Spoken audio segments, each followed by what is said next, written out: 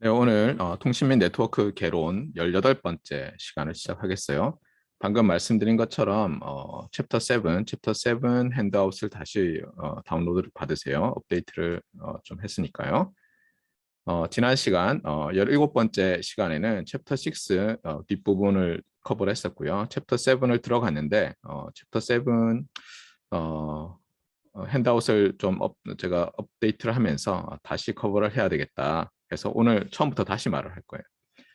지난 시간에 말했던 것 중에서 챕터 6 관련해서 중요했던 게 이 ARP라는 것과 DHCP, NET, 포트 포워딩인데 ARP는 실제로 뭐 우리가 건드릴 건 아니죠. 그렇죠? 예, ARP는 우리가 건드릴 건 아닌데 얘들은 우리가 일상생활을 하면서 사용하게 돼요. 집에 있는 와이파이 라우터의 세팅에 이게 다 있어요. 지난번에도 제가 보여드렸죠. 특히 포트 포워딩은 전에도 말했듯이 여러분이 대학원에 갔을 때 예를 들어서 여러분 기숙사에서 이번 코로나 같은 사태가 벌어져서 여러분 기숙사 방에서 연구실에 있는 컴퓨터의 원격 데스크탑으로 들어와서 시뮬레이션을 돌리고 뭘 해야 되겠다고 할 때 그리고 연구실에 있는 여러분의 컴퓨터가 여기 나와 있는 뭐 퍼블릭 IP 어드레스를 받아놓지 못하고 프라이빗 IP 어드레스를 받아놨을 때 이럴 때 매우 유용한 방법이라고 했어요. 우리 교과서에서는 포트 포워딩 얘기를 별로 안 하고 있는데 여기 나오는 것처럼 이 포트라는 것이 이제 여기 챕터 7에도 트랜스포트라는 게 이 포트라는 것이 이 TCP 그러니까 레이어 4에서 이제 나타나는 개념이죠. 그래서 이 포트라는 개념이 이제 처음에 소개가 돼요. 그래서 우리가 기억해야 될 것이 뭐냐면 요 그림이죠. 네, 요 그림이에요. 그래서 여기가 레이어 3, 여기가 레이어 4. 그다음에 우리가 TCP/IP를 그냥 OSI 7 레이어 말고 5개로 나누면 이게 뭐 레이어 5라고 볼 수 있는데 여기서 말하는 것이 뭐냐면 호스트가 예를 들어서 뭐 3개가 있어요. 그래서 각각 IP 어드레스 A, B, C를 가지고 있어요.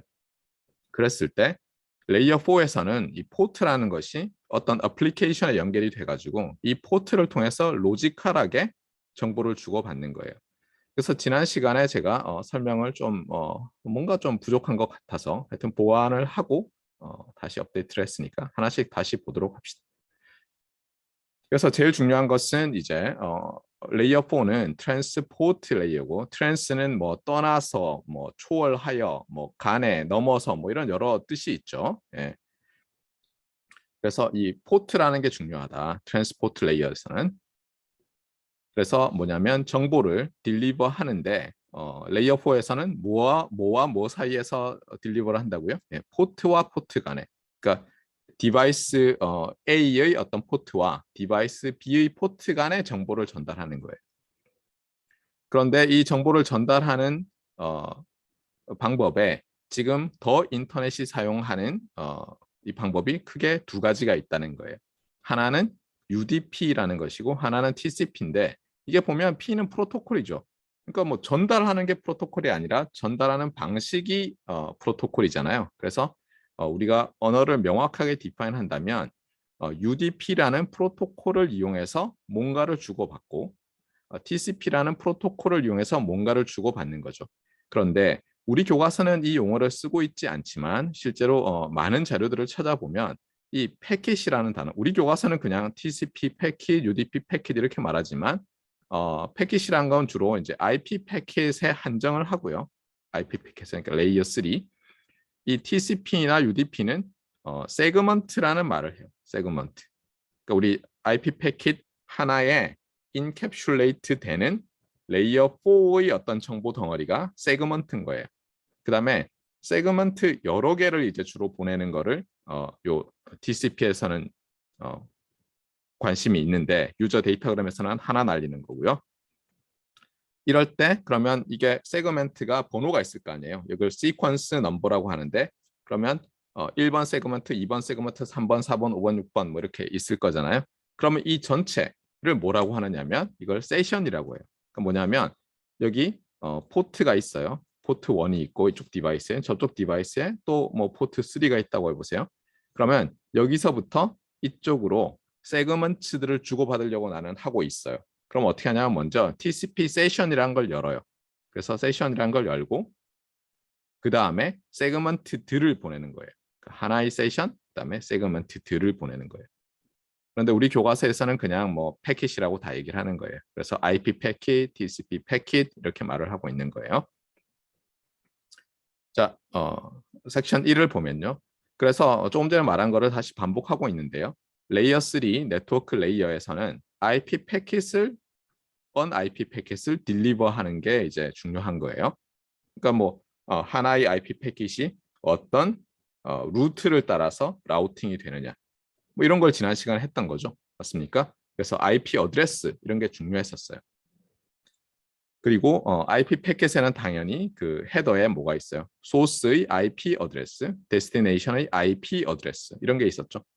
맞습니까? 그런데 우리가 보면 알겠지만 기억하겠지만 IP 패킷을 보내면 어때요? 컨제스천이 일어나거나 에러가 발생하면 어떻게 되죠? 패킷 로스가 생기죠. 그러니까 신뢰도 있는 이 패킷의 전달이 되지 않는 거예요. 그러면 그 신뢰도 있게 전달하는 것은 어디서 처리하느냐? 레이어 4에서 처리하는데 주의할 게 있어요. 아까 말했던 그 UDP라는 프로토콜은 별로 신뢰도를 높이지 않아요. 곧 보면 알겠지만 대신에 이 TCP라는 프로토콜이 이 레이어 3에서 미처 다 하지 못한 이 릴라이어빌리티를 향상시키는 일을 하는 거예요. 그래서 TCP 세그먼트들을 딜리버 하는데 당연히 어때요? 포트들 간에 여기 트랜스포트라고 했잖아요. 포트들 간에 딜리버를 하는 거예요. 그러면 이제 어떻게 되겠어요? TCP 세그먼트는 IP 인캡슐레이트 돼 있는 IP 패킷에 담겨 있는 IP 어드레스들 말고도 뭐가 있어야 되겠어요? 당연히 이 소스의 포트 넘버와 그다음에 데스티네이션의 포트 넘버 정보가 당연히 있어야 되겠죠. 맞습니까? 그래서 이제 조금씩 다른 거예요. 다시 말하지만 IP 패킷에는 소스의 IP 어드레스, 데스티네이션의 IP 어드레스가 들어있고 여기 페이로드가 있는 거라면 여기에다가 이걸 인캡슐레이트하는 이게 IP 패킷이고요. 더 큰 예를 들어서 TCP 세그먼트는 어때요? 여기에 추가적으로 정보가 더 들어가겠죠, 당연히. 그게 소스의 포트 넘버, 그다음에 데스티네이션의 포트 넘버 이렇게 되는 거예요. 그러면 이제 어떻게 돼요? 소스는 두 가지를 갖는 거죠. IP 어드레스 말고 외에도 포트 넘버도 있어야 되는 거고 데스티네이션도 IP 어드레스 말고도 포트 넘버가 있어야 되죠. 그래서 지난 시간에 우리가 배웠던 포트 포워딩 할 때 어떤 게 있었죠?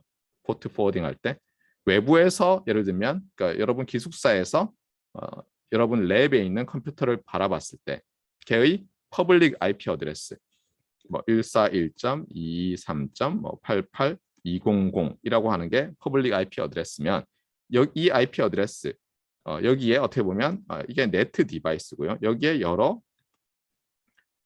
여러분의 다른 컴퓨터들이 여러분 선배 뭐 동기 뭐 컴퓨터들이 물려 있는 거죠. 그랬을 때 얘의 여러분 컴퓨터의 리모트 데스크탑 애플리케이션 프로세스 그렇죠? 예, 걔의 3389였나요? 예, 내부적으로 3389라는 것에다가 내가 이 번호를 붙이는 거예요. 예를 들면 그냥 기억하기 좋게 나는 4004라고 붙일게. 그러면 이렇게 해서 4004로 여러분이 원격 데스크탑을 가동하면 이렇게 기숙사에서 들어와서 여러분 컴퓨터로 연결이 되는 거고요. 맞습니까? 그 다음에 여러분 옆에 있는 다른 친구의 컴퓨터도 또 리모트 데스크탑을 해놓으면 여기서 설정할 때 어때요? 얘의 IP 어드레스가 예를 들어서 프라이빗 IP 어드레스가 다르잖아요. 그러니까 예를 들어서 뭐 4008 해가지고 이렇게 접근할 수 있게 되는 거죠. 그래서 여기도 보면 알겠지만 어때요? IP 어드레스와 포트 넘버가 필요한 거죠. 쌍으로 필요한 거예요. 이제는. 자, 그래서 결국은 하고자 하는 것은 뭐냐? 트랜스포트 레이어에서는 레이어 3에서 미처 다하지 못한 이 릴라이어빌리티를 향상시키는 어떤 프로토콜을 만들어 놨다는 거예요. 하지만 필요 없을 때도 있죠. 그래서 UDP라는 것도 만들어 놓고요. 자, 여기는 이제 요 링크는 말했지만 Brief Overview of TCP/IP Communications에서 TCP와 IP를 그렇게 구별을 하고 있지는 않아요. 그리고 실제로 여러분들도 이 과목을 배울 때는 레이어 3와 레이어 4를 많이 구별해서 설명을 하고 있고 그다음에 여러분이 만약 네트워크 리서치를 한다면 당연히 각각의 레이어에서 성능을 향상시키고 싶어 할 것이기 때문에 어느 레이어에서 일어난 일인지를 어떤 일들이 태스크들이 구별하는 게 매우 중요하겠지만 일반적인 사용자 입장에서는 그냥 TCP/IP라는 인터넷 프로토콜 스위트가 어떻게 작동하는지만 보면 되죠. 그래서 요건 어떻게 보면 좀 더 레이어 3와 레이어 4를 구별하지 않고 쉽게 설명해 놓은 그런 곳인데 여기 뭐 상당히 좋은 말들, 우리 교과서에서는 빠뜨리고 있었던 말들이 있어서 제가 가져왔어요. 그래서 여기 첫 번째 대시에서 흥미로운 것은 뭐냐면 우리가 인터넷을 사용할 때 여러분 이미 들어봤겠지만 이것은 실제로 텔레폰 콜과 유사한 점이 있어요. 같지는 않죠. 제가 처음에 텔레폰 라인은 텔레폰 퍼블릭 PSTN이라고 하는 퍼블릭 스위치 텔레폰 네트워크는 서킷 스위칭 방법이고 우리의 더 인터넷은 패켓 스위칭이다 이렇게 얘기를 했었잖아요. 그런데 그래도 유사해요, 개념이. 왜냐하면 뭐 사람이 통신하는 게 똑같으니까. 텔레폰 콜을 할 때 어떻게 되죠? 여러분이 친구한테 전화하고 싶다. 그럼 여러분이 전화를 거는 사람이죠. 받는 사람이 있고. 맞습니까? TCP 프로토콜에서도 이렇게 거는 사람, 받는 사람 개념이 있어요. 그래서 전화를 거는 사람에 해당하는 것을 클라이언트라고 불러요. 그래서 여기 우리 교과서에서는 그 용어를 쓰고 있지 않은데 실제로 TCP와 관련해서는 클라이언트라는 용어가 매우 중요해요. 실제로 클라이언트. 그러니까 다이얼링을 한 사람이에요. 그 다음에 전화를 받은 사람. 이게 서버죠. 그래서 TCP에서는 실제로 뒤에서 우리가 TCP 세션을 셋업하는 것에 대해서 보겠지만 이 클라이언트와 서버 개념을 확실히 알아야 돼요. 주의할 것은 뭐냐면 서버라고 해서 얘가 우리가 흔히 알듯이 뭐 어떤 서버 컴퓨터 얘기하듯이 걔가 뭐 데이터베이스를 잔뜩 가지고 있고 뭐 아닐 수도 있어요. 거꾸로일 수도 있는 거예요. 예를 들면 클라이언트가 데이터를 왕창 서버에게 보낼 수도 있는 거고 상황에 따라서 또는 클라이언트가 전화를 걸었지만 서버로부터 데이터를 왕창 가져올 수도 있는 거죠. 그러니까 반드시 예를 들면 이 정보가 대부분의 정보가 데이터 정보가 클라이언트에서 서버로 흐른다. 서버에서 클라이언트로 흐른다라고 생각하면 안 돼요. TCP에서는. 알겠죠? 그러니까 이게 TCP에서의 다이얼링을 하는 사람, 받는 사람 개념의 서버라는 개념, 받는 사람과 우리가 흔히 얘기하는 서버 머신, 서버 컴퓨터가 다르다는 것을 주의를 하세요. 그래서 그거를 지난 시간에 지적을 안 해서 제가 이걸 가져왔어요. 자, 그리고 뭐 방금 얘기했듯이 당연히 이제 클라이언트가 전화를 거는 사람이잖아요. 그러니까 예를 들어서 여러분이 기숙사에서 아까 말했던 여러분 연구실에 있는 컴퓨터로 리모트 데스크탑을 연결하면 여러분이 기숙사에 앉아서 이게 기숙사 도미토리에 앉아서 여러분이 클라이언트가 돼서 요 패킷을 요 관련된 리모트 데스크탑 세션을 열어달라고 TCP 세그멘트를 하나 날린 거예요. 아시겠죠? 그래서 여러분이 뭐예요? 여러분이 당연히 이 IP 어드레스와 이 포트 넘버를 알고 있어야죠. 네, 그 얘기를 하고 있어요. 그래서 클라이언트가 TCP 세션을 열려면은 IP 어드레스와 포트 넘버를 알아야 된다. 이렇게 얘기를 하고 있는 거. 알겠죠? 그 다음에 전화 거는 것과 비슷하기 때문에 항상 어떤 TCP 세션이 열릴 때는 먼저 제일 처음에 다이얼업 하는 것, 셋업, 이스태블리시 하는 게 필요하고요. 그다음 당연히 이제 데이터를 주고받는 대화를 하는 과정이 필요하고 그다음에 여러분이 전화 끊을 때 어때요? 친구랑 얘기하다가 여러분 할 말 다 했다고 행업하면 여러분이 이제 매장당하게 되죠.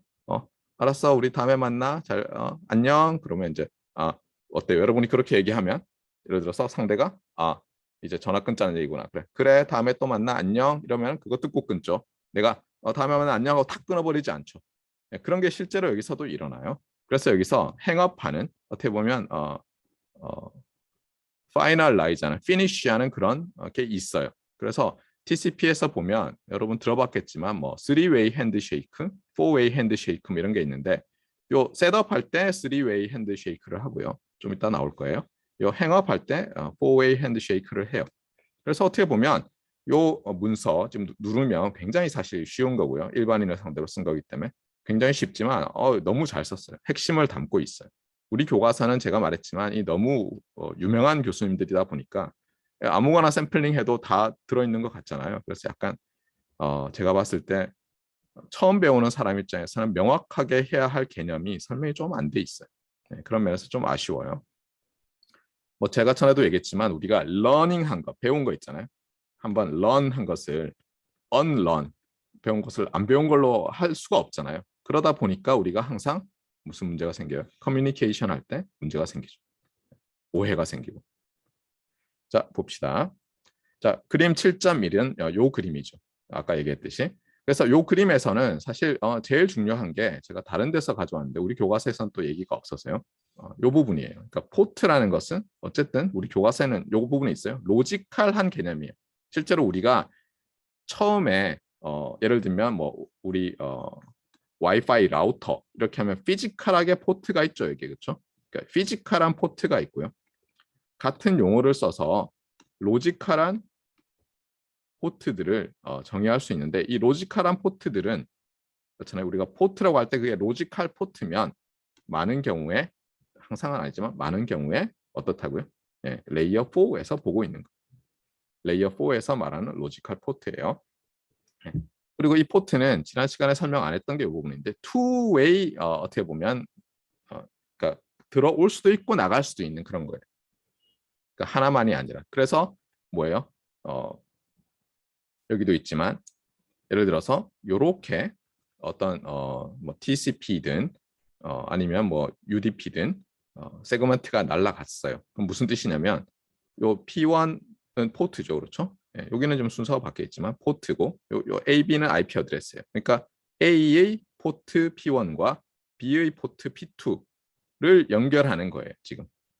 그리고 이것은 뭐예요? 데이터가 그러면 이렇게 가서 이렇게 흐를 수도 있고요. 반대로 흐를 수도 있어요. 어떻게 패킷에 뭐 데이터를 담아 보내냐에 따라서 어쨌든 세션을 열 때는 포트를 지정하고요. 그 세션이 클로즈 될 때 그 포트를 가지고 통신을 하는 거예요. 물론 예를 들면 여기서 요 컴퓨터 A가 B와 다른 포트를 이용해서 다른 세션을 열 수도 있어요. 동시에. 무슨 말인지 알겠죠? 자, 어쨌거나. 그래서 이 포트는 말했지만 로지컬 포트고요. 2에 16승계가 있다 이렇게 보면 대충 되고 어떤 거는 리저브 돼 있어요. 특히 이게 주의할 게 뭐냐면 그 인터널 포트에서 리저브가 돼 있는 거예요. 예를 들면 지난번에 리모트 데스크탑 프로세스가 3389라고 했는데 이게 인터널에서 이거 딴 걸 쓰면 리모트 데스크탑에 접근할 수가 없어요. 윈도우즈 머신에서. 그러니까 익스터널에서도 이걸 쓸 수 있거든요. 근데 익스터널에서는 별로 중요 안 해. 익스터널에서 내가 일종의 오버라이드를 할 수 있는 거예요. 그래서 제가 말했듯이 많은 자료들이 인터넷에 보면 그냥 혼자 쓰니까 그냥 인터널, 익스터널 하나로 쓰세요. 그냥 리모트 데스크탑이면 3389로 다 쓰세요. 기억하기 좋아. 이렇게 하잖아요. 그런데 연구실에서 말했지만 하나의 네트 디바이스, 와이파이 라우터라고 합시다. 거기에 여러분 선배, 친구, 내 거 뭐 다 물려 있는데 3389라고 익스터널 포트 번호를 줘버리면 뭐 어쩌자는 거예요. 그렇잖아요. 그래서 인터널은 다들 3389일지 모르지만 리모트 데스크탑이 익스터널은 다 다르게. 그다음에 여기 있는 뭐 아주 여기 뭐 커먼, 웰노운 이게 아닌 이상은 사실 아무 번호나 써도 큰 문제 없어요. 자, 그다음에 여기 이제 이그젬플이 있는데요. 뭐 예를 들면 여기에 HTTP, 뭐 그다음에 RA, DNS 이런 것들을 지금 써놓고는 이게 어플리케이션 프로세스들인데 포트에 어태치돼 있다 이렇게 돼 있어요.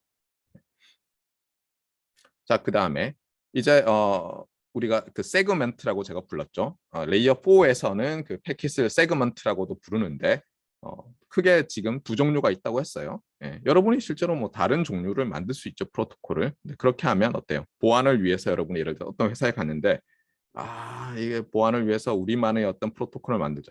만들 수 있죠. 근데 문제는 뭐겠어요? 기계가 엄청나게 비싸겠죠. 뭐 FPGA 레벨에서 프로그래밍을 다 해야 된다거나 뭐 이럴 수가 있잖아요. 그래서 제가 좀 궁금해졌어요. 최근에 뉴스를 보면서 북한에도 이제 그 인트라넷이 있는데 이 사람들이 자기들이 다 만들지 않았을 거 아니에요? 그러니까 틀림없이 외부에서 뭐 중국을 통해서나 이런 스위치나 라우터 뭐 이런 걸 사와가지고 꾸몄을 것 같은데 물론 우리 지난번에 제가 뭐 한번 했듯이 뭐 국가 기관 망처럼 인트라넷 형식으로 만들어놨겠지만 그 안에 있는 기기들은 사실은 다 뭐 이서넷 스위치라든가 그렇잖아요. 이런 잘 알려진 프로토콜로 다 돼 있을 거예요. 그러니까 사실 누가 독한 마음만 먹고 몇 줄 집어넣으면 그래서 저는 이번에 보면서 정말 이 인터넷과 관련해서 네트워크 보안이라는 것은 심각한 문제구나 이런 걸 많이 느끼고 있어요. 자, 어쨌거나 봅시다. 그래서 이제 여기 보면 UDP가 먼저 나오는데 UDP 세그먼트인데 UDP는 말했지만 사실 IP 그 패킷을 그냥 그 껍데기만 하나 더 씌워가지고 그냥 레이어 4 어떤 패킷으로 만들어 놓은 거예요. 그러니까 여기 페일로드에 예를 들면 IP 패킷이 들어가고요. 여기에 그냥 소스 포트, 데스티네이션 포트, 그 다음에 이 전체 이 세그먼트의 랭스, 그 다음에 전체의 책섬 이렇게만 보내는 거예요. 그러니까 뭐 책섬이라는 게 알겠지만 에러를 커렉트를 할 수 없잖아요. 그냥 에러가 있나 없나 보고 있으면 버려라 뭐 이런 거잖아요. 네. 그러니까 여기서는 별로 릴라이어빌리티를 향상시키려는 의지가 별로 없는 거예요. 그다음에 단순하다는 얘기는 또 뭐예요? 우리가 어떤 기기가 L4, 레이어 4의 어떤 디바이스가 얘를 받아서 처리할 때 어때요? 뭐 계산할 게 별로 없으니까 빨리빨리 처리할 수 있는 장점이 있죠. 그래서 지난 시간에 얘기했지만 예를 들어서 심플 메시지 오리엔티드 어떤 정보를 주고받으려고 하면 굳이 TCP로 해서 핸드쉐이크를 해야 되잖아요. 뭐 그런 거 필요 없다는 거예요. 그냥 UDP 패킷을 날리면 된다는 거죠. 그래서 찾아보면 저도 이제 찾아봤더니 어떤 사람이 뭐 네트워크 수업을 듣는 한국 사이트예요. 교수님이 뭐 SNS 같이 채팅, 뭐 카톡 같은 거를 UDP를 써서 만들어 보라라는 과제를 냈다. 우리는 그런 거 하지 않죠, 이 과목에서. 네, 아마 컴퓨터 사이언스학과 학생인 것 같은데 뭐 그런 게 있더라고요. 그래서 이런 것들은 뭐 간단하게 막 그냥 정보 굉장히 많이 보내는데 숏 메시지고 뭐 받으면 좋고 못 받으면 다음에 또 보내고 뭐 이런 거 있잖아요. 그런데 많이 쓰이니까 여기도 나와 있지만 퀘어리 리스판스, 질의응답하는 그런 종류의 정보. 그러니까 뭐 DNS 서버에다가 리퀘스트를 할 때, 그다음에 지금 몇 시에요 해서 내 컴퓨터 시각 맞출 때, 그다음에 보이스 오브 IP 일단 날라갔으면 뭐 그냥 없어지면 없어진 거고 할 수 없다 이런 거 있잖아요. 그다음에 온라인 게임 스위치를 눌렀는데 그거를 지금부터 세션을 이니시에이트해서 뭐 하면 이제 지는 거죠. 네. 리얼타임 스트리밍 이런 거 할 때도 소프트웨어적으로 저 위에 어플리케이션이 에러가 생기거나 뭐가 안 오면 그냥 예를 들면 인터폴레이션을 한다거나 뭐 이런 식으로 처리를 한다는 거예요. 그래서 UDP는 No Guarantee of Delivery, No Guarantee of Quality of Service, No Handshaking 이기 때문에 빠른데 대신에 릴라이블하지 않다. 그러면 조금은 느리지만 릴라이블하게 하려면 그냥 말했지만 UDP가 아니라 TCP 세션을 열어서 TCP 세그먼트들을 주고받으라는 거예요. 그래서 어떤 사람들은 이 UDP를 유저 데이터그램 프로토콜인데 unreliable 데이터그램 프로토콜이라고 한다. 참고로 이 데이터그램은 뭐 세그먼트 이런 뜻이래요. 어떤 때는 또 IP 패킷도 데이터그램이라고 부르기도 하더라고요. 그러니까 이 용어가 막 섞여 있는 것 같아요. 자, 그래서 말했지만 핸드쉐이킹을 안 하니까 타임 센서티브한 어플리케이션에 좋고, 그래서 아까도 말했지만 뭐 프리시전 타임이라든가 라우팅 인포메이션을 우리가 보면 라우팅 할 때도 지난 챕터에서 서로 막 주고받죠, 맞습니까? 예, 디스턴스 벡터를 주고받고 뭐 이러잖아요. 그럴 때도 이제 쓸 수 있다는 거예요. 그다음에 여기 나와 있지만 우리가 예를 들면 유동 IP를 잡아가지고 거기서 서브넷 마스크 이런 거 우리가 알 필요 없이 그냥 우리는 유동 IP로 할래요 하고 컴퓨터에 딱 눌러놓으면 어때요? 만약에 우리 기기가 DHCP enabled 된 기기라면 얘가 어때요? 뭐 얘가 또 브로드캐스팅을 하고 있겠죠, 정보를. 그래서 DHCP 이런 것도 여기 UDP를 사용한다 이렇게 돼 있어요. 그리고 요게 이제 TCP 세그먼트 스트럭처인데 보면 알겠지만 요거는 뭐 똑같죠, 그렇죠? 네, 책섬도 있었고요. 네, 그다음에 뭐 페일로드도 있었고 이렇게 보면 그냥 정말 말 그대로 이 TCP 세그먼트 헤더를 그냥 간략화한 것이 UDP 세그먼트 헤더구나 이렇게 알 수가 있죠. 그러면 TCP 세그먼트에 있는 여러 다른 것들은 다른 필드들은 뭐 하자는 거냐? 당연히 뭐겠어요? UDP에서 못하던 것, 레이어 4에서 해줬으면 좋겠는 것들을 하기 위해서 있는 거예요. 그러면 이제 보도록 합시다. 그래서 여기 보면 이제 처음에 시퀀스 넘버라는 게 있어요. 시퀀스 넘버. 이게 이제 아까 말했지만 우리가 세션 하나를 열어서 여러 세그먼트를 보내는데 세그먼트에 번호가 있는 거예요. 그리고 이게 순서대로 나중에 다시 합쳐져서 뭐 예를 들면 그림이 될 수도 있고 음악 파일이 될 수도 있고 영화가 될 수도 있고 이러니까 이게 TCP 세그먼트가 날아갈 때마다 예를 들면 번호가 중요한 거예요. 물론 이게 뭐이 시퀀스 넘버가 세그먼트 1번, 2번, 3번, 4번 이렇게 되어 있지는 않대요. 실제로는 뭐 바이트로 돼 있대요. 그런데 우리 교과서와 대부분의 설명들은 그냥 저게 TCP 세그먼트가 날아가면 그 번호로 그냥 다 설명을 하고 있어요. 그래서 요게 이제 여러 세그먼트들이 날아갈 때 그 세그먼트 각각에 붙은 넘버, 그것은 이제 시퀀스 넘버라고 하는 거고요. 그 다음에 acknowledgement field도 있어요. 이 eck가 이제 뒤에 보면 여러 옵션들이 있고요.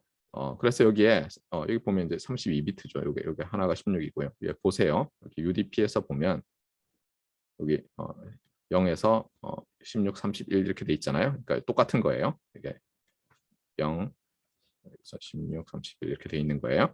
그래서 딱 느낌이 뭐냐면 이 시퀀스 넘버, 포트 넘버는 2의 16승계라고 했으니까 그렇잖아요. 포트 넘버는 16비트씩이고 시퀀스 넘버에 많은 정보가 들어가는구나.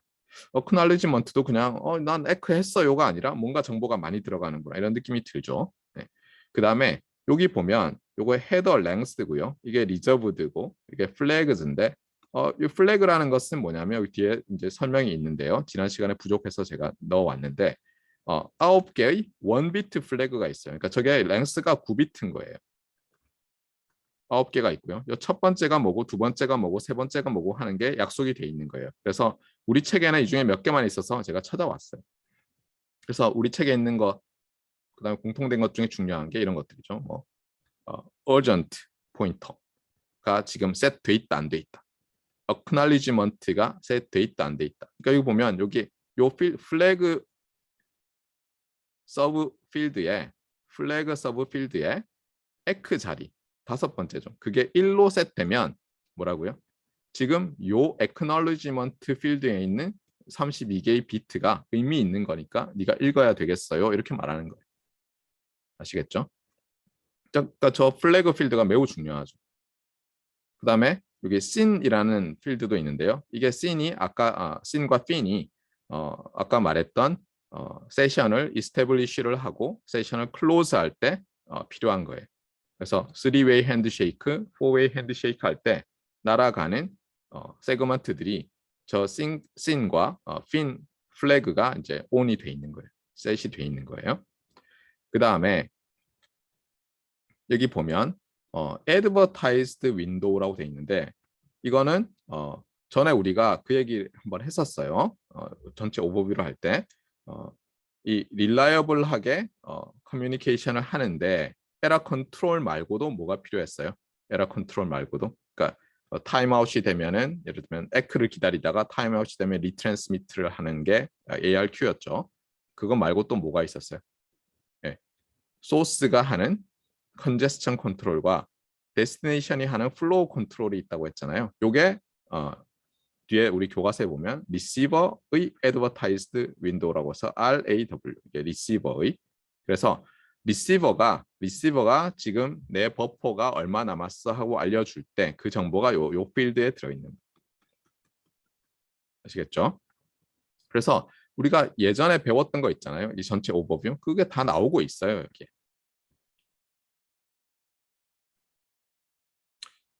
그 다음에 여기에 이제 이 여러 필드들 중에서 뭐 좀 있으면 또 나오겠지만 미리 얘기한다면 이 에크 필드에는 이게 조금 이제 헷갈릴 수 있는데 뭐 약속을 그렇게 한 거예요. 내가 어크날리지를 할 때 그냥 받았어가 아니라 뭘 받았는지 얘기해야 되겠죠. 왜냐하면 보낼 때도 시퀀스 넘버가 있을 거 아니에요. 보내는 거. 그러니까 예를 들면 내가 세그멘트를 1, 2, 3, 4를 보냈어요. 클라이언트가 데이터를 보내요. 그다음에 그래서 뭐 예를 들면은 서버가 받아요. 여기서 그런 경우라고 합시다. 그래서 이게 시간축이라서 얘가 프로포게이트 돼서 이렇게 받아요. 그럼 얘가 받았어요. 그럼 이제 에크를 날려줘야 될 거 아니에요. 그때 뭐라고 돼 있냐면 1번을 받았어가 아니라 나는 2번을 기대해라고 보낸다는 거예요. 그래서 2라고 해서 보낸다는 거예요. 2라고 해서.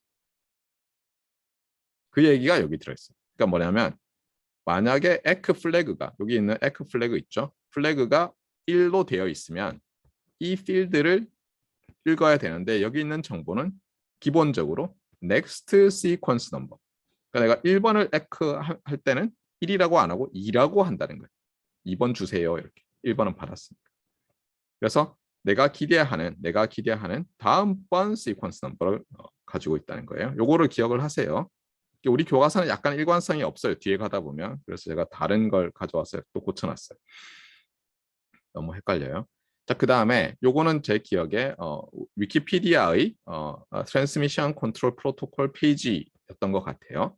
그래서 여기서도 뭐 보면은 다른 거는 지금 다 얘기를 했고 뭐 제일 중요한 게 이건 거죠. 그러니까 우리가 잘 아는 뭐 월드 와이드 웹, 이메일, 리모트 어드미니스트레이션, 파일 트랜스퍼 이런 게 다 TCP 프로토콜에 의존한다.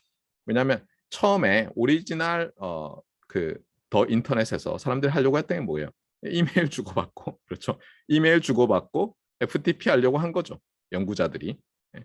그래서 이걸 해야 되는데 뭐 파일 사이즈가 크잖아요. 그러니까 하나만 그냥 패킷 날려가지고는 안 되니까 TCP라는 레이어 4에서 에러 컨트롤을 하고 그다음에 예전에는 기기들이 막 느리고 막 이랬고 헤테로지니어스 했잖아요. 성능들이. 그러니까 컨제스천 플로우 컨트롤을 할 수 있게 프로토콜을 레이어 4에서 만들어 놨던 거예요.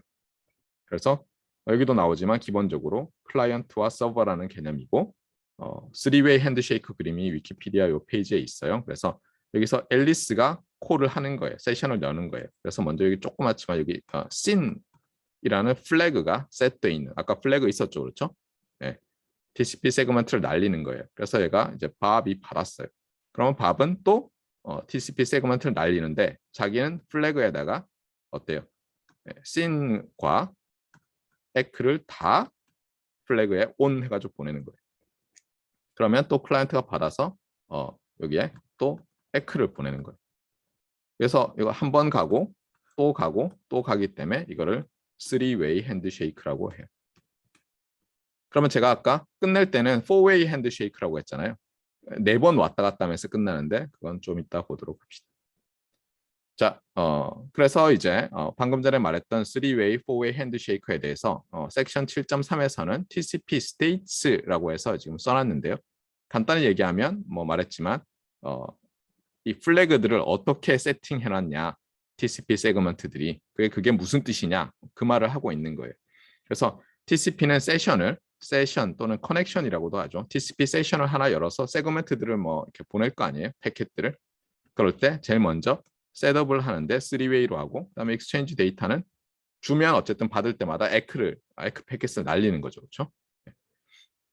그다음에 이제 클로즈 하는데 요 피겨에 대해서도 이게 좀 제가 읽어보니까 너무 잘 아시는 분들이 써서 그런지 헷갈리더라고요. 그래서 이렇게 제가 좀 바꿔놨어요. 지난번 노트와는 달리. 여기서 호스트 A가 요 놈이에요. 여기 지금. 호스트 A가 여기 있고요. 호스트 A의 요게 타임이에요. 여기는 호스트 B의 타임이고요. 그래서 여기서부터 시작이에요. 여기서부터. 이제 호스트 A가 호스트 B에게 그렇잖아요. 세션을 열어주세요라고 리퀘스트를 하는 거예요. 그러니까 얘가 다이얼링을 하는 거예요. 지금.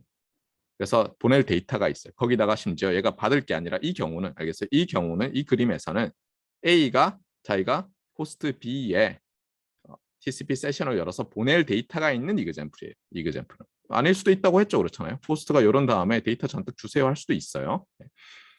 그래서 그 경우니까 오해 안 하시면 좋겠고요. 그래서 먼저 호스트 A가 TCP 세그먼트를 날리는데 씬 플래그가 셋돼 있는 걸 날려요. 그거를 여기서 이렇게 씬이라고 표시를 해놨어요. synchronize라는 뜻이죠. synchronize. 네. 그러면 그래 synchronize 보낸 거에 대해서 내가 잘 받았어 하고 플래그에 synchronize랑 echo 플래그들을 다 셋을 해서 또 내가 세그먼트를 보내요.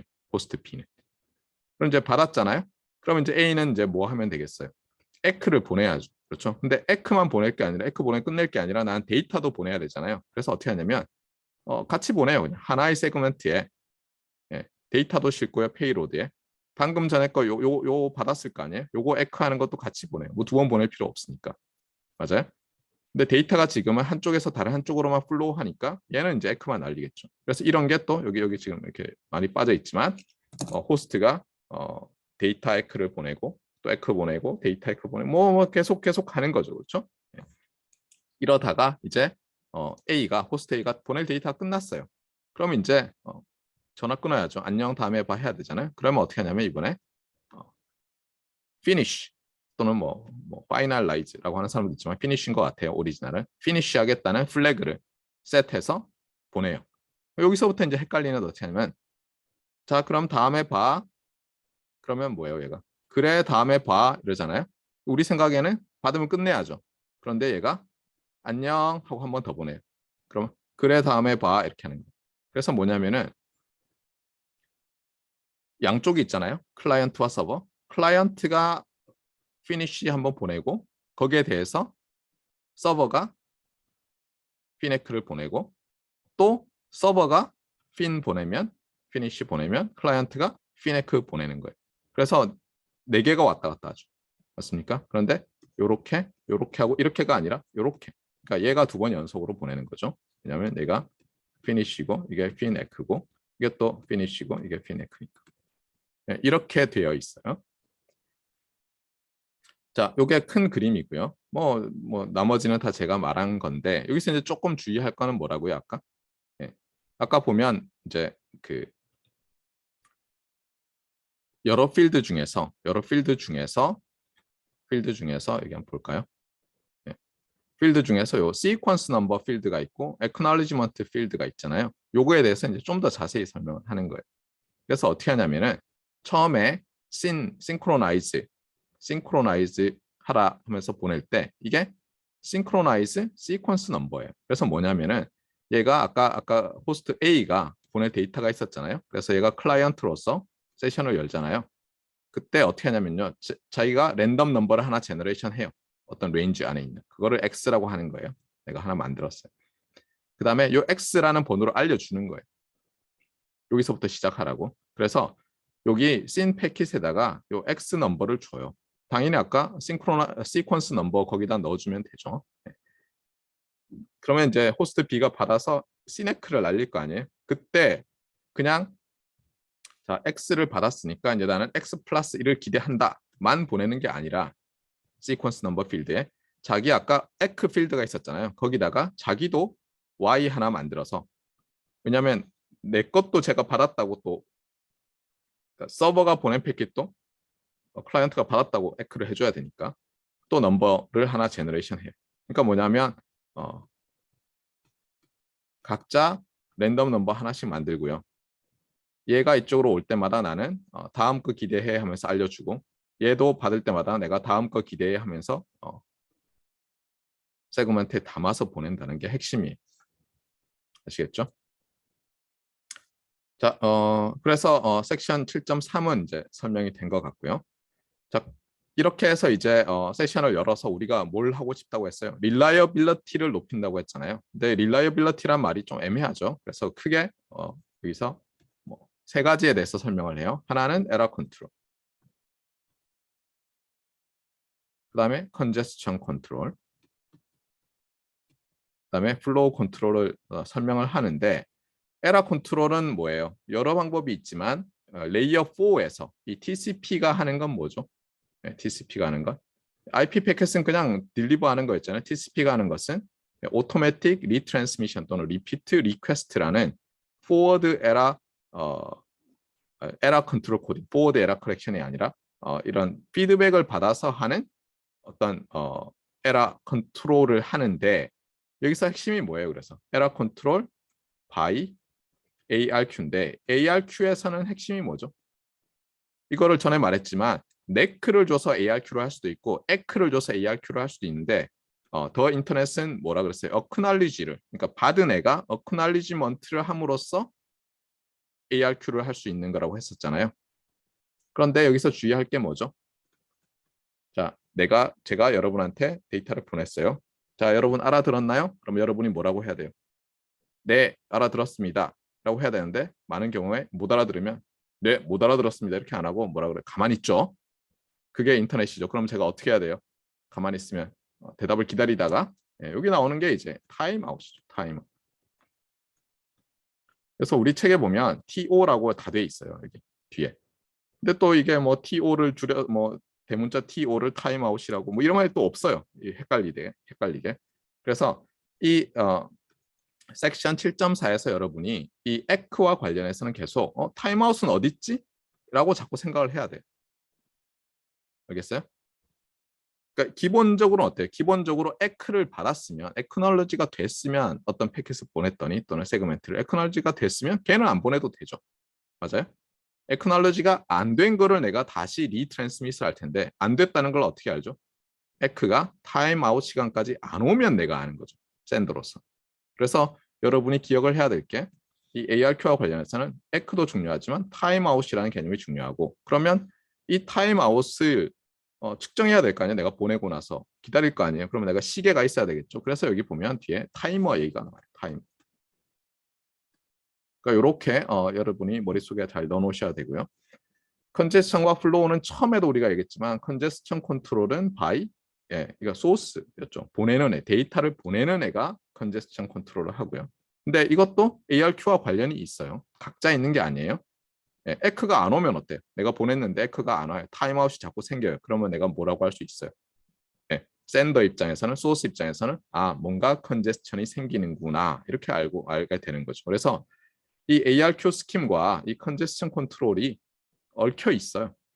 그 다음에 플로우 컨트롤은 by destination인데 아까도 얘기했지만 그러니까 버퍼가 얼마나 남았느냐. 그래서 뭐 윈도우 사이즈, 리시버 윈도우 사이즈 가지고 뭐 윈도우 리시버, 애드버타이즈드 윈도우 리시버가 내가 지금 버퍼가 얼마 남았어. 이 윈도우랑 주의할 거는 좀 있으면 나오는 트랜스미터가 가지고 있는 샌더가 가지고 있는 윈도우랑 헷갈려서 리시버 윈도우라고 해요. 트랜스미터의 윈도우가 아니라 어쨌든 그래서 내가 버퍼가 얼마 남았냐를 가지고 보내주면 얘가 요 정보를 누구한테 소스한테 전해줌으로써 소스가 사실을 또 컨트롤해요. 그래서 이게 좀 애매해요. 소스가 한다고 봐야 될지 데스티네이션이 해야 된다고 생각해야 될지.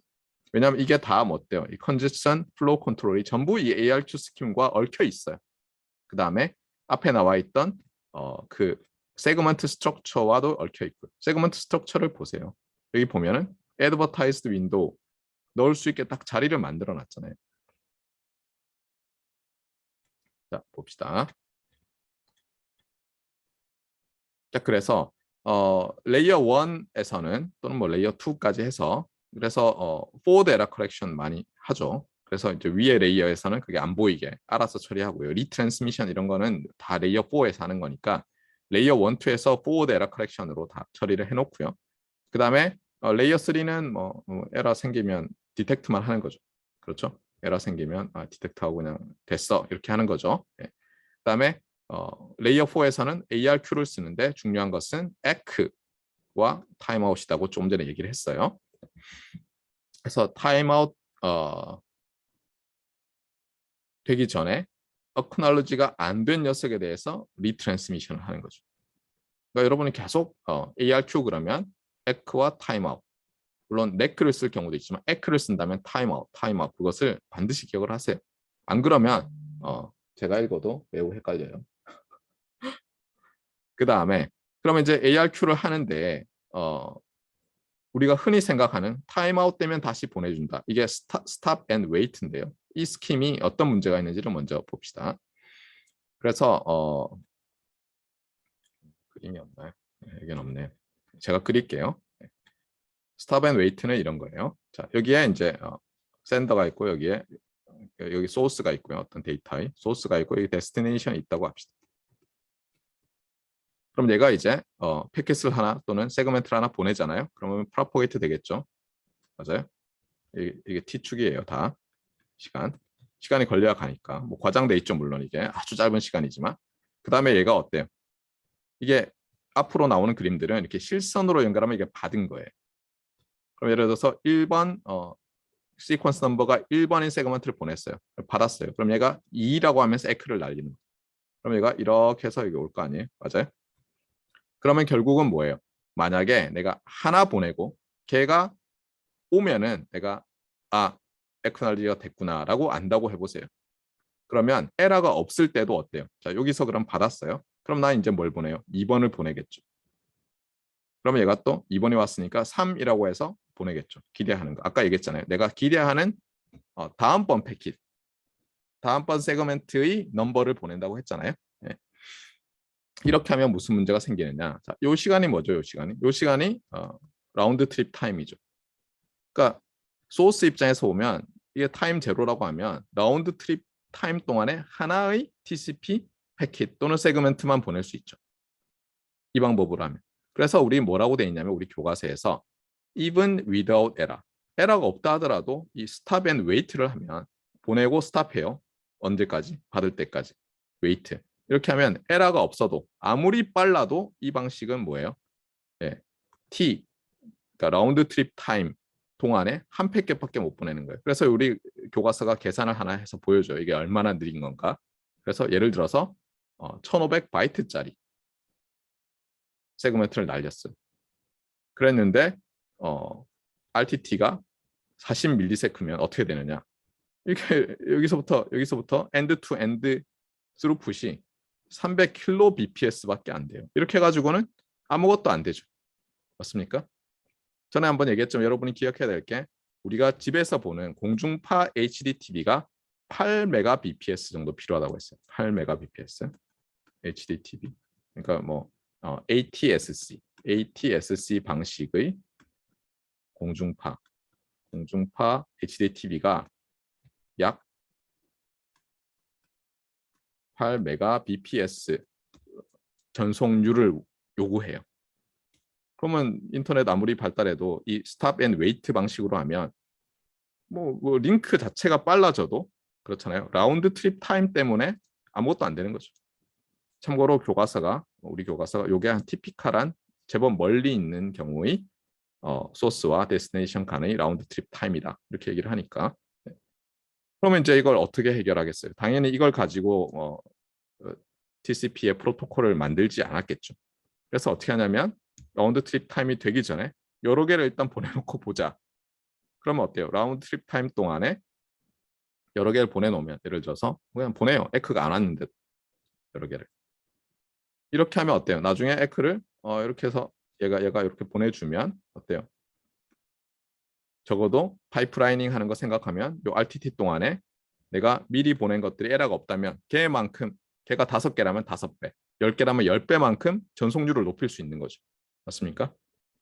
그러니까 여기서 스탑 앤 웨이트를 마디파이 해야 된다는 게 명확하고 그럼 그 마디피케이션의 방법이 에크가 아직 안 되어 있는 그렇잖아요. 에크가 아직 안 되어 있지만 그래도 몇 개까지는 보내놔야 되겠다라는 생각이 들죠. 그게 고백 N이에요.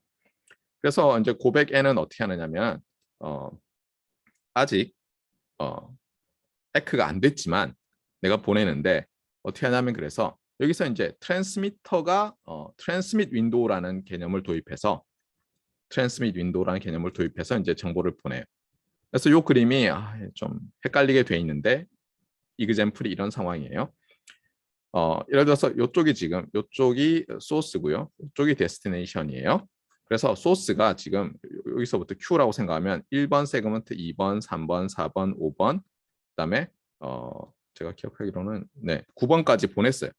9번까지 이미 뭐 위에 거는 다 에크를 받았고요. 9번까지 보냈고 첫 번째 라인의 첫 번째 로에 보냈고 리시버가 에크 패킷들을 보냈는데 문제는 뭐냐면 요 녀석은 받아졌어요. 네, 그래서 얘가 예를 들면 잠깐만요.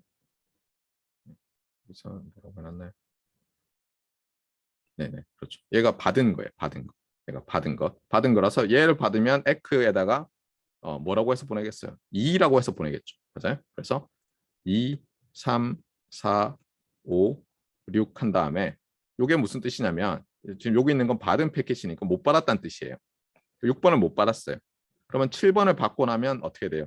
내가 리시버는 뭐라고 에크를 보내겠어요? 6이라고 보내겠죠. 왜냐하면 6번을 못 받았으니까. 7번을 받았지만 7번을 받았다는 얘기는 안 하고 못 받은 거 얘기만 하는 거예요. 그 다음에 여전히 6, 6 이렇게 보냈어요. 자, 요 상태예요. 그러니까 첫 번째 로는 딱 이렇게 돼 있는 상태예요.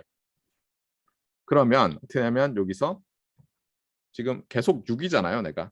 그럼 어떻게 하냐면 얘가 트랜스미터가 또는 소스가 윈도우를 아까 내가 9번까지 보냈어요, 이미. 하지만 윈도우를 6번부터 내가 받은 에크에 있는 가장 큰 넘버 expected sequence number 중에 가장 큰 놈으로부터 윈도우를 하나, 유리창을 하나 만드는데 윈도우 랭스가 4면은 요 안에 4개의 세그먼트가 이제 딱 들어있는 거예요.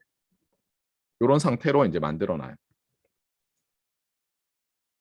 자, 그런데 이제 지금 이 상태인데 예를 들면 나는 9개를 보냈고 에크는 계속 666 하면서 나왔어요. 그러면서 타임아웃이 됐어요. 타임아웃. 타임아웃이 중요하다고 했잖아요. 타임아웃이 되면 이제 어떻게 하냐면은 트랜스미터가 지금 내 가지고 있는 이 트랜스밋 윈도우에 있는 녀석을 하나씩 보내기 시작해요. 앞에서 얘기했지만 이 스탑 앤 웨이트와는 달리 고백 n은 n개를 그냥 에크가 안 돼도 보낸다고 했잖아요. 그래서 요 n개가 날아가는데 이제 6, 7 순서대로 보내는데 이거 다 보낼 수도 있죠. 그러면 여기서 어떤 게 느껴져요? 아까 6번은 로스가 있었으니까 다시 보내는 게 맞지만 여기 7번, 8번, 9번은 사실 받았잖아요. 그 다음에 눈치상 뭐예요? 이렇게 에크가 되면 6번 이후에 뭐예요? 번호가 높은 게 3개나 에크가 됐으니까 로직으로 하면 나는 9번까지 보냈고 6번 이후에는 3개 있으니까 사실 3개가 다 받아진 거죠. 물론 이 경우는 간단해서 그래요. 네. 여기 하나 더 로스 생기면 뭐 했는지 정확히 모르죠. 그렇잖아요. 9번까지 보냈는데 6번 말고도 7, 8, 9 중에 하나 더 로스가 생겼으면 그렇잖아요. 이게 에크가 이렇게 날라왔을 거 아니에요. 666 이렇게 왔으면 정확히 몇 번이 받아졌는지는 모르잖아요. 그러니까 완전 바보는 아니에요, 이 방법이. 네. 그래서 어쨌거나 여기서는 뭐냐면 타임아웃이 되면 그냥 윈도우 안에 있는 트랜스밋 윈도우 안에 있는 n개를 다시 보내는 거예요. 그래서 보냈어요. 보냈더니 이번에는 다 받아졌어요. 그러면 어떻게 하겠어요? 에크가 얘 받아지면 7 그럴 거고 얘 8, 9, 10 그러니까 마지막 게 10이잖아요. 10을 받으면 이제 얘는 어떻게 돼요? 나는 9번까지 보냈는데 10번까지 다 받았어요. 그러면 얘로부터 시작하는 윈도우로 우리 교과서에는 지금 보면 여기서 3개로 잘라서 오해가 매우 커요. 제가 일부러 이렇게 지워서 해놨어요. 지금 여기서만. 하지만 제 노트에서도 이게 12에서 잘라져 있을 거예요. 3개가 아니에요. 갑자기 셋으로 줄어든 게 아니에요. 교과서가 그림을 부실하게 그려서 그래요. 윈도우가 4개 세그먼트가 들어있는 윈도우예요. 그래서 윈도우가 10, 11, 12, 13으로 업데이트가 되는 거예요. 얘를 받으면. 아시겠죠? 그래서 결국은 아까 말했지만 TCP 세그먼트에 있는 포맷을 보면 필드를 보면 여기에 에크가 있잖아요. 에크에 어떤 정보가 들어가는지 설명을 할 때 제가 받은 거 더하기 1이라고 했잖아요. 네, 내가 뭔가 받으면 더하기 1 해서 보내잖아요. 더하기 1 하면 어때요? 내가 윈도우를 거기서부터 시작하면 되니까 뭐 사실 로직하라죠. 그렇죠? 물론 내가 하나 더해서 할 수도 있죠. 근데 어쨌든 간에 내가 받았으니까 받은 세그먼트에 에크 필드를 봤더니 10번부터 윈도우를 세팅해 이렇게 말해준 거예요. 자, 이렇게 되면 좋은 건 뭐죠? 이제 아까 말했지만 스탑 앤 웨이트와 비교하면 에러가 없다면 n이 4라면 4배 느는 거죠. 물론 여기 가정이 있죠. 그렇죠? 네. 매우 빠르게 전송할 수 있어야죠. 네. 링크가 너무 느리면 안 되죠. 네. 자, 그래서 어쨌거나 하는 말은 네. unnecessary 패킷들이 트랜스미트 될 수는 있지만 아까 7, 8, 9번은 2번 트랜스미트 됐잖아요. 하지만 스탑 앤 웨이트보다는 훨씬 낫다. 그래서 얘를 처음에 넣었대요. 처음에 베이직 버전에 넣었고요. 당연히 문제점이 지적이 되니까 얘를 향상을 시켰겠죠. 그래서 이제 앞으로 또 여러 방법들이 나오는데 그러면서 이제 TCP 하면서 이름을 다 붙였어요. 우리가 마치 와이파이에서 1, 2, 3, 4 뭐 와이파이 뭐 IEEE 802.11 A, B 뭐 A, H 뭐 G 이러듯이 얘들도 TCP에 이름을 붙였대요. 좀 이따 그 얘기도 나올 거예요. 자, 그래서 이제 향상을 시키기 위해서 나온 게 뭐냐면 스피드업을 해야 되겠다. 그냥 고백 N으로 하니까 unnecessary transmission이 너무 많더라. 그러면 이제 이걸 어떻게 할까? 해서 나온 게 selective acknowledgement고 이게 eck 앞에다가 s를 붙여서 sec이라고 해요. sec. 네, 우리 교과서에서는 sec이라고 안 해놨던데 찾아보면 다 sec이라고 해놨어요. 네. 그래서 요거는 이제 어떤 영상인데요. 영상 자체가 좋은 게 아니라 그림이 아주 마음에 들어서 이제 가져왔어요. 여기 누르면 유튜브 영상이 하나 떠요. 그래서 이제는 어떻게 하냐면요. 그 이 TCP 프로토콜을 예를 들면 어멘드를 하면서 야, 우리가 요거 처음에 그 니고시에이션을 할 때, 그러니까 세션을 이스태블리시를 할 때 내가 이 selective acknowledgement라는 이 새로운 방식을 쓸 수 있는지 없는지를 서로 알려줘서 확인하고 쓸 수 있으면 리퀘스트를 해서 그걸 쓰자라는 걸 가능하게 하는 거예요. 그래서 그 selective acknowledgement를 옵셔널로 넣어놨고요. 그러면 당연히 처음에 이스태블리시를 할 때 클라이언트와 서버가 니고시에이션을 해서 둘 다 나도 지원해. 나도 셀렉티브 어크날리지먼트 지원해. 너도 하니? 해. 그러면 둘이서 하는 거예요. 그래서 두 호스트가 다 섹을 서포트하면 이제 그걸 쓰는데 그 경우에요. 그래서 여기 있지만 처음에 얘가 이니시에이트를 해야 되겠죠. 그래서 셀렉티브 어크날리지 지원하니? 맞아, 나 지원해. 이렇게 해서 이제 됐고요. 그 다음에 이 경우에는 서버가 콜은 얘가 했지만 데이터가 어디서 흐르냐면 서버에서 클라이언트로 흐르는 이그젠플이에요. 그래서 이제 얘가 세그멘트들을 보내기 시작해요. 여기서 데이터들을. 그래서 요 그림에서는 이렇게 실선의 X라고 돼 있어요. 근데 어떤 책들은 뭐냐면 이렇게 점선으로 해놓기도 해요. 우리 교과서가 대표적이고요. 근데 세그멘트 1, 2, 뭐 3, 4, 5 이렇게 보냈어요. 그러니까 예를 들어서 여긴 딱 봐도 느낌이 뭐예요? 얘는 윈도우 랭스가 적어도 5는 되겠구나 이런 거죠. 왜냐하면 에크를 하나도 안 받았는데 이 타임까지 세그먼트 5까지 보냈잖아요. 그러니까 요 그림으로부터 이 지금 이그젠플은 트랜스밋 윈도우 사이즈가 5는 되겠구나 적어도. 맞아요? 아니면 5겠구나. 근데 5개를 보냈는데 지금 여기에 보면 세그먼트 1번 도착했고 3번, 4번, 5번이 도착했는데 2번이 안 왔죠. 그전 같으면 어떻게 했어요? 그전 같으면 얘가 받았잖아요. 그럼 조금 있다가 에크를 날리죠. 우리 교과서는 받으면 바로 날리는 걸로 해놨는데 그렇게 하면 이제 어퍼 바운드가 나오고요. 프로세싱 하는데 시간이 걸리잖아요. 이 레이어 어때요? 레이어별로 인캡슐레이트를 하니까 내가 실제로 저 에크 이런 걸 알려면 어디서 봐야 돼요? 레이어 4에서 디캡슐레이트를 해서 봐야 되잖아요. 그러니까 레이어 1부터 하나씩 까야 되잖아요. 맞습니까? 그냥 그 프로세싱 하는데 시간이 걸리죠.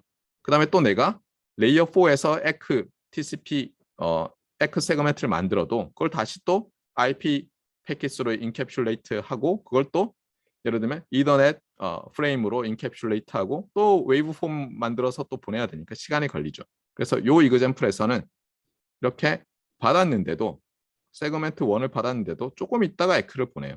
그런데 우리 교과서와는 달리 여긴 설명을 잘했는데 여전히 에크를 할 때는 내가 기대하는 걸 보내요. 그러니까 1번을 받았으니까 1번을 보냈는데 1번을 받았으니까 2라고 해서 보내요.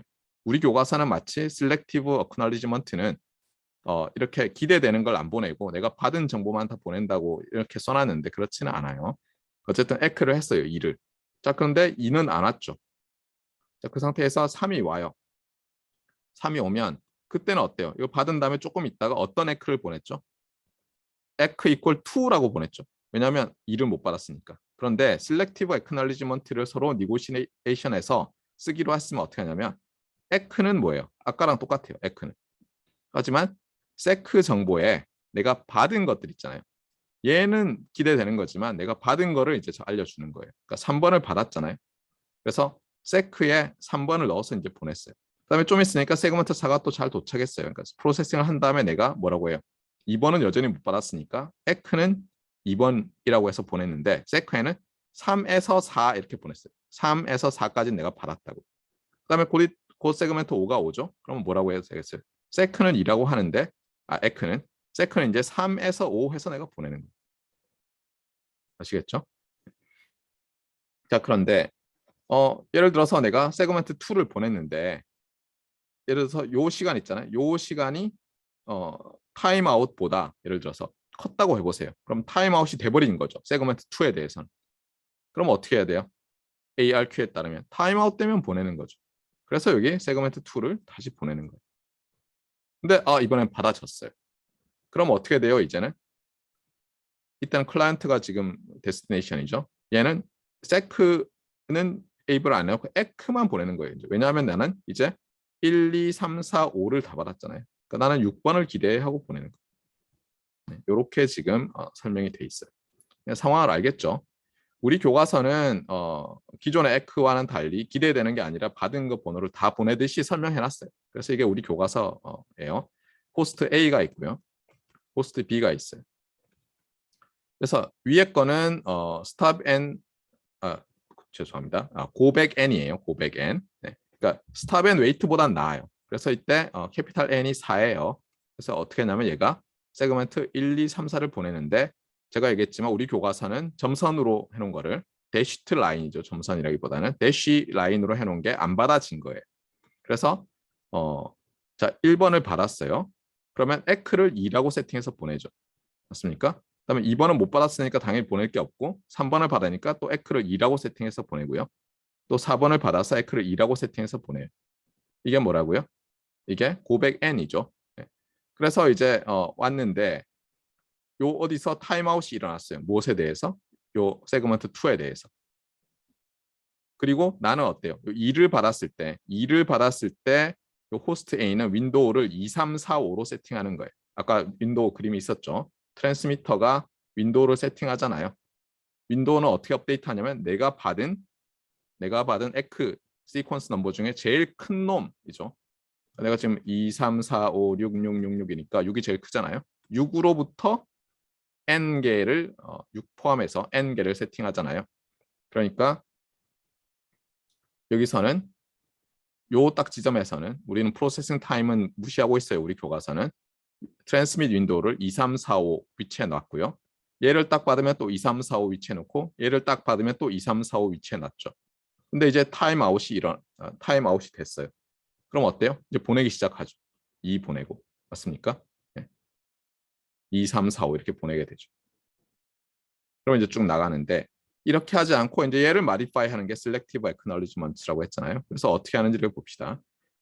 자, 1이 보내졌어요. 받았어요. 똑같은 상황이에요. 여기까지는. 네. 그런데 에크를 이렇게 보낸다라고 이제 해놨는데 말했지만 다른 데 찾아보면 에크는 222라고 보내는데 세크를 얘가 그러니까 엄밀히 얘기하면 요 지점에서 에크는 2라고 보내고 세크는 아직은 안 보내죠. 그렇죠? 여기서는 어때요? 에크는 2라고 보내고 세크를 3이라고 보내는 거죠. 여기는 에크를 2라고 보내고 세크를 3, 4라고 보내고 어쨌든 그래서 이제 정보가 더 날라갔죠. 정보가 더 날라갔어요. 그래서 어떻게 하냐면 여기서 요걸 딱 받았을 때 지금 보세요. 아까 말했지만 본래 에크가 2잖아요. 2 두 번 받으면 예를 들어서 요 경우 좀 더 그 다음 것 들어있는데 두 번 받으면 그냥 바로 보내는 거예요. 예를 들어서 그렇게 바꿔놓은 거예요. 정보를 가지고. 그 다음에 보내놓고는 어때요? 그 다음 보낼 거는 어떻게 하냐면 내가 윈도우를 2번으로 옮겨놨지만 어때요? 2번으로 옮겨놨지만 사실은 이게 그림이 좀 이상한데 타임아웃 되고 보내야 되는데 이게 그림이 셀렉티브 에크에다가 패스트 리커버리 뭐 이런 거 다 포함해서 지금 해놨어요. 패스트 리트랜스미션. 네. 근데 어쨌든 간에 그럼 고칠까요, 제가? 네, 하여튼 이렇게 보냈다고 합시다. 2 하면은 윈도우로 이동하죠. 근데 이 윈도우는 이제 어떻게 되냐면 2와 어때요? 5부터 나와 있죠. 2, 5, 6, 7이 들어있죠. 우리 교과서에 8이라고 해놨는데 이것도 좀 문제가 있어 제가 뺐어요. 네. 이거 지워놓고 생각합시다. 그래서 여기서 2, 5, 6, 7이라고 돼 있고 뭐 타임아웃이 일어났다면 그 다음에 2부터 보내는 거예요. 순서대로. 네, 어쨌든 간에 지금 그림이 좀 이상하긴 하지만 위에 고백 n보다는 이렇게 더 많은 정보를 확실하게 보내주면 내가 받은 것들도 어때요? 더 빨리 트랜스미션 할 수 있죠. 맞습니까? 그래서 셀렉티브 애크놀리지먼트가 옵셔널로 들어있고 서로 호스트들 간에 니고시에이션이 되면 그걸 써서 한다. 이렇게 돼 있어요. 요 위에는 에크를 에크에 두 번 들어있는 숫자가 나오면 그냥 보내는 걸로 돼 있는데 이거는 막 섞어놨어요 지금. 네. 어쨌거나. 그래서 이제 이그젬플이 이거예요. 네. 그러니까 그럼 연속적으로 지금 받은 거 아까 보냈잖아요. 보세요. 여기서 여기 보면 3에서 4까지 받았어. 3에서 5까지 받았어. 이런 정보를 보낸다고 했잖아요. 근데 여기서는 간단하니까 그렇지만 실제로는 여러 개 보내다 보면 중간중간에 패킷이 또는 세그먼트가 로스가 될 수 있잖아요. 그럴 때를 대비해서 최대 4개까지 연속된 정보를 세크에 보낼 수 있어요. 그래서 이게 세크 정보인데요. 3개의 연속된 거가 있어. 지금 이렇게 인디케이션을 하고요. 여기서부터 여기까지. 여기서부터 여기까지. 여기서부터 여기까지는 내가 받았어. 이런 뜻이에요. 근데 4개가 맥스래요. 자, 그래서 어쨌든 형상을 시켰고요. 그 다음에 제가 말했지만 ARQ에서 중요한 게 뭐예요? 에크를 쓰느냐 네크를 쓰느냐인데 에크를 쓰는 경우에 반드시 따라와야 될 게 타임아웃 이렇게 해서 마치 여러분이 파블로프의 두들링 침 흘리는 개처럼 바로 떠올라야 돼요. 자, 내가 ARQ를 하는데 에크를 하면 타임아웃이 반드시 따라와야 된다. 타임아웃에 대해서 언급하지 않고는 이 에크를 써서 ARQ 하는 것에 대해서 설명할 수 없다. 이걸 반드시 기억해야 돼요. 그러면 이제 타임아웃은 어떻게 할 거냐? 예. 이게 이제 문제가 있죠. 왜냐하면 전에도 한번 얘기를 했듯이 이 라운드 트립 타임이라는 것이 링크가 느리면 어때요? 오래 걸리죠. 그렇잖아요. 피지컬 레이어에서 전송하는데 오래 걸릴 수도 있고 밴드위스가 좁아서 뭐 여러 가지가 있어요. 그래서 결국은 타임아웃이라는 그 시간을 라운드 트립 타임을 에스티메이션 한 다음에 추정한 다음에 거기에 맞춰 넣어야 돼요. 그렇잖아요. 라운드 트립 타임보다 더 짧은 타임아웃을 해놓으면 전부 타임아웃 되겠죠. 그렇잖아요. 네. 그래서 여기서 이제 하나의 이그젬플을 보여주고 있는데요. 뭐 사실 이거는 어댑티브 시그널 프로세싱 하면 나오는 첫 번째 거의 문제 비슷한데 이렇게 보세요.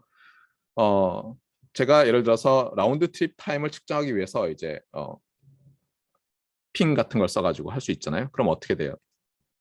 중간에 그게 네트워크 컨피규레이션이 바뀌거나 해서 라우트가 바뀌면 이 라운드 트립 타임이에요. T 서브 n 번째 내가 n 번째 프로빙을 할 때의 그 걸린 시간이에요. 이게 이제 변하겠죠, 일반적으로. 그렇잖아요. 그런데 만약에 이게 랜덤 베리어블이라고 해보세요. 여러분이 확률 시간에 배우는 랜덤 베리어블이라고 하면은 그다음에 이것이 independent and identically distributed 돼 있다. IID 랜덤 베리어블이라고 하면 여러분이 어떤 걸 할 수 있냐면 이런 거예요. 처음에 T1이란 값이 나올 거 아니에요. 리얼라이즈가 됐어요. 그다음에 두 번째가 리얼라이즈 됐어요. 쭉 리얼라이즈가 될 거예요. 여러분이 오브저브 할 거예요. 그러면 어때요? Law of large numbers라는 게 있죠. 그래서 어떻게 하냐면 여러분이 T1, T2 다 더해가지고 n으로 나누면 이게 대충 어때요? 기대값 오브 ti. 여기서 iid라고 했으니까 편의상 그걸 t라고 할게요. 이것과 비슷해지잖아요. 맞아요? 그러니까 뭐냐면 arithmetic mean을 취하면 기대값과 매우 유사하다. 이게 law of large numbers의 뭐 strong law, weak law 다 이렇게 돼 있죠. 맞습니까? 물론 strong law와 weak law는 이제 이 모멘트의 existence에 좀 다른 가정들이 있긴 하지만 어쨌든 이게 law of large numbers예요. 그런데 문제는 뭐냐면 우리가 알다시피 이게 네트워크가 시간에 따라서 변하잖아요. 그러니까 이렇게 해버리면 어때요? 이렇게 해버리면 내가 가장 최근에 측정한 것과 굉장히 옛날에 측정한 것이 같은 웨이트, n분의 1이라는 웨이트로 에버리지가 되는 거죠. 그래서 이렇게 하지 않고 어떻게 하냐면 예를 들어서 tn에다가는 어떤 1이라는 웨이트를 주면 tn-1 하나 과거에는 이것보다 좀 작은 값을 주는 거예요. 예를 들어서 b. 근데 b는 이제 뭐 0보다 크고 1보다 작은 걸. 예를 들어서 이거 1로 하면 어때요?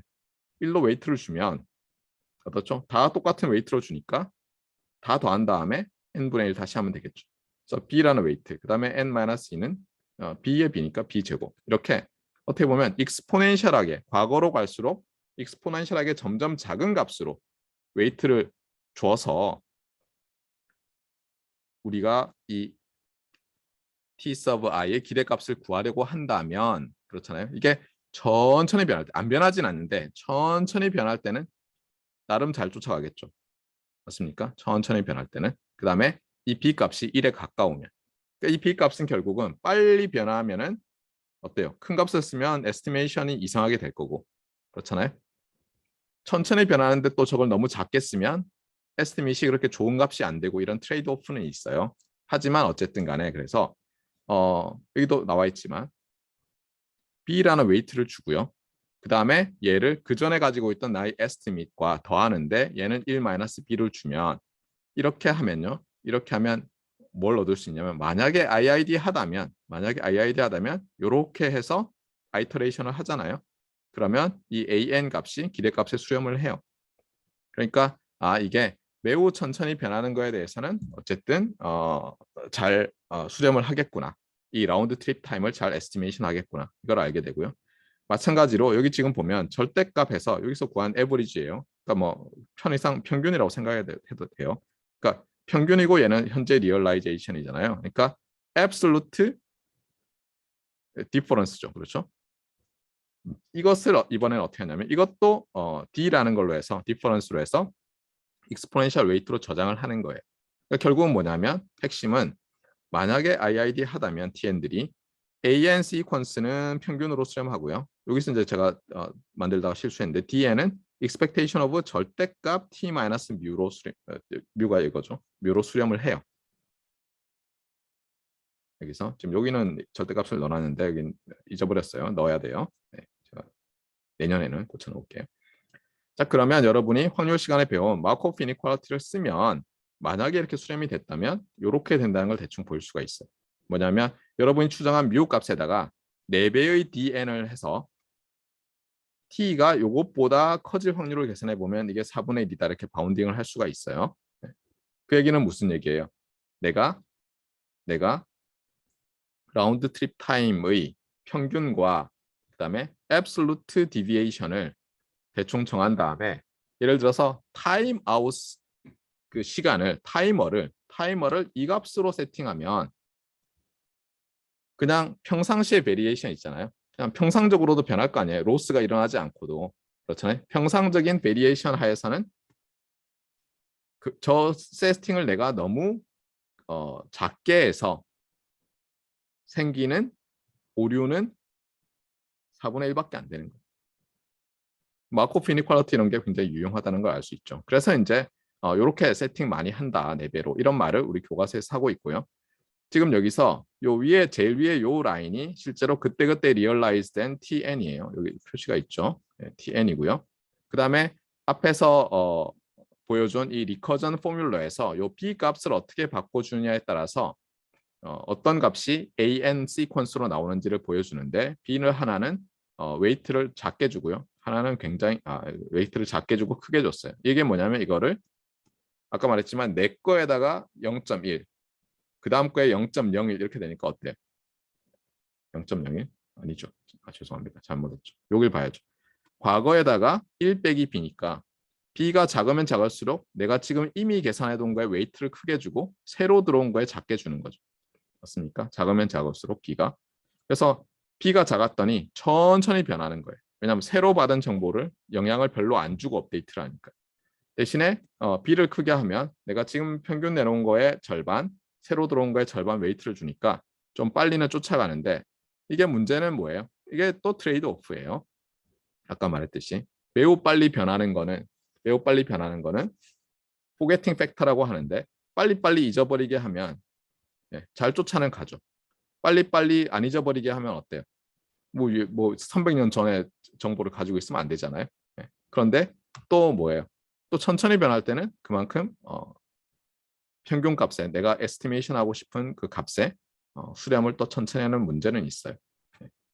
자, 그래서 이제 여기까지 제가 에러 컨트롤 관련된 걸 했고요. 그래서 우리가 스탑 앤 웨이트, 고백 앤 셀렉티브 어크놀리지먼트 얘기를 했고 타이머 관한 얘기를 했어요. 그리고 이제 남은 것은 컨제스천 컨트롤과 플로우 컨트롤인데 여러분이 이제 정신을 바짝 차려야 될 게 뭐냐면 이 컨제스천 컨트롤과 플로우 컨트롤이 이 에러 컨트롤과 관련 없는 게 아니에요. 지금 어차피 에러 컨트롤을 ARQ, EC를 쓰는 ARQ로 하기로 했기 때문에 다 연결이 돼 있어요. 그 얘기는 다음 시간에 계속하도록 합시다. 네, 여기까지 하겠습니다.